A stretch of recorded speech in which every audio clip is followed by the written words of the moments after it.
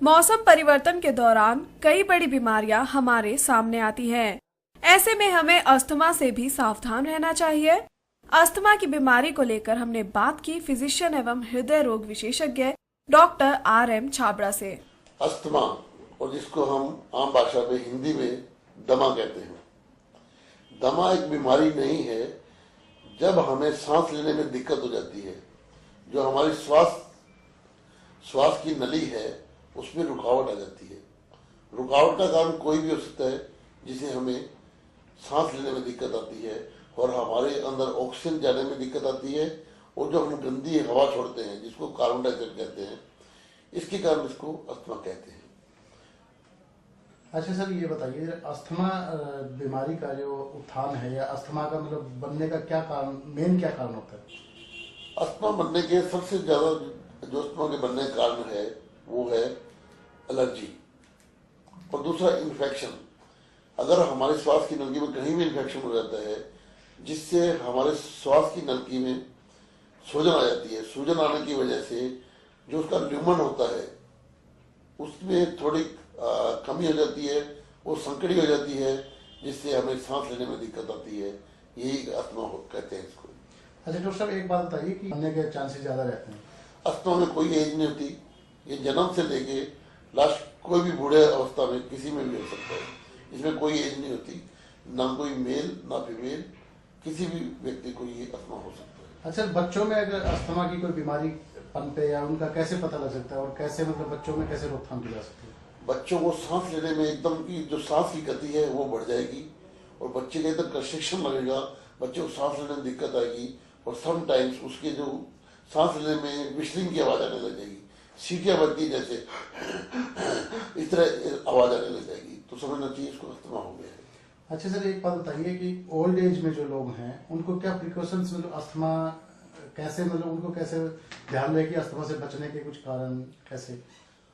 जिस व्यक्ति को अस्थमा एलर्जी की वजह से होता है उस व्यक्ति को पता होना चाहिए, जैसे डस्ट है या कोई परफ्यूम है, या कईयों को कोल्ड से एलर्जी होती है, कईयों को गर्मी से एलर्जी होती है, कईयों को आंधी आती है डस्ट उससे हो जाती है, कईयों को धुएं से एलर्जी होती है।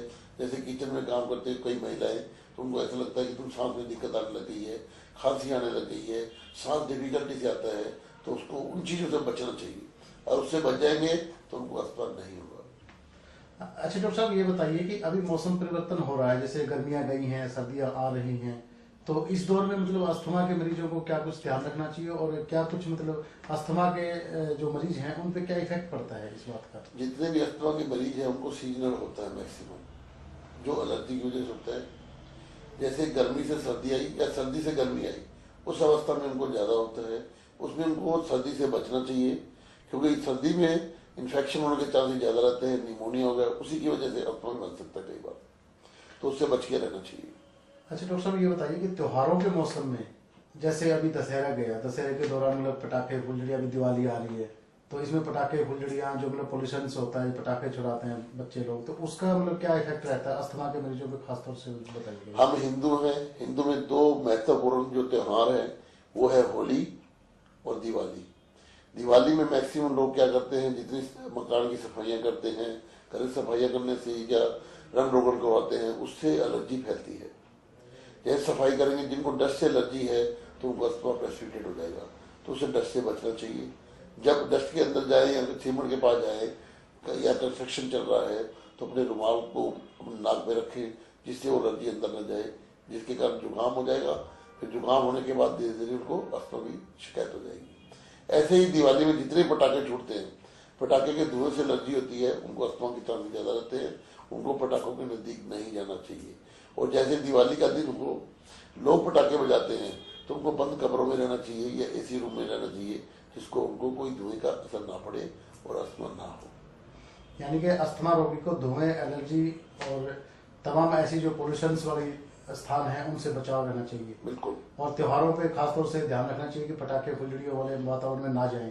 ऐसे ही होली में भी ऐसे करना चाहिए, रंग रोगन से बचना चाहिए, क्योंकि अगर रंग उनके नाक में चला गया या उसमें अस्थमा होने के चांसेस रहते हैं। अच्छा डॉक्टर साहब, एक बात बताइए कि आम लोग जो अभी इस बीमारी से जो अनजान रहते हैं, तो उस स्थिति में अगर मान लो वो सोचते हैं कि मुझे अस्थमा नहीं है, लेकिन फिर भी अस्थमा कुछ अंश उसके अंदर हो, तो उसके कैसे मतलब एक पता, एक शॉर्ट में बता दीजिए कि मतलब आम लोग कैसे इस बीमारी का पता लगा सके कि उसको अस्थमा है। अस्थमा के जैसे अस्थमा जिसको डेवलप होने वाला हो, उसको सबसे पहले क्या होता है, एलर्जी हो जाती है। नाक बहने लगता है, बार बार नाक बहेगा, कहीं भी जाएंगे, पोल्यूशन में जाएंगे या अपने धुएं के पास जाएंगे या डस्ट के पास जाएंगे, उनको पहले जुकाम होगा सबसे पहले, नाक बार बार बहेगा उसका, छींके बहुत ज्यादा आएंगे उनको। धीरे धीरे यही अंदर जाके प्रेसिपिटेट हो जाता है। हमारे सेल्स होते हैं, मास्ट सेल होते हैं जो टॉक्सिन छोड़ते हैं, उसकी वजह से हमारे सांस की नली सकड़ी हो जाती है और उससे अस्थमा हो जाता है। यानी कि ये बात ध्यान में रख लेनी चाहिए कि नाक बह रही हो, एलर्जी हो और मौसम का उसके ऊपर ज्यादा प्रभाव दिखे, तो मतलब अस्थमा की फर्स्ट स्टेज है। फर्स्ट स्टेज में मतलब वो आ चुके हैं और जल्दी से जल्दी डॉक्टर्स की सलाह लेनी चाहिए। सलाह लेनी चाहिए और एलर्जी से बचना चाहिए। एलर्जी के नजदीक नहीं जाओगे तो आपको अस्थमा नहीं होगा। अच्छा डॉक्टर, खान पान से संबंधित इन बीमारियों के मरीजों को, मतलब अस्थमा के मरीजों को खान पान से संबंधित किन सावधानियों को ध्यान में रखना चाहिए? नहीं, कई व्यक्तियों को जिनको एलर्जी होती है, जैसे प्रोटीन खा लिया, पनीर खा लिया, उससे एलर्जी हो जाती है। कई मुझे प्रॉन वगैरह है, नॉन वेज खाते हैं, प्रॉन खाने से एलर्जी हो जाती है। उनको भी चांस ही रहते हैं कि जैसे उनको खारिश होने लग गई, धड़पड़ पड़ गए शरीर पे, ऐसे ही उनको अस्थमा का अटैक भी आ सकता है। और एक मैं महत्वपूर्ण चीज ये बताऊंगा, कईयों को अवस्था इमोशनल होते हैं, जो व्यक्ति गुस्से में आके दोनों अस्थमा हो जाता है। कई बार कईयों को खुशी मिलती है, ये इसको एक इमोशनल अस्थमैटिक अटैक कहते हैं इसको।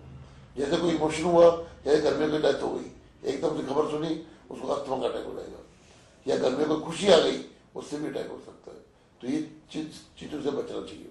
अच्छा साहब, एक अंतिम क्वेश्चन आपसे ये बताइए कि जरा अस्थमा के मरीजों को साधारण जीवन में मतलब अपने क्या कुछ ऐसा चीजें नहीं खानी चाहिए जिससे अस्थमा ना बढ़े? अभी ये व्यक्ति को जान लेना चाहिए मेरे को किस चीज से एलर्जी है।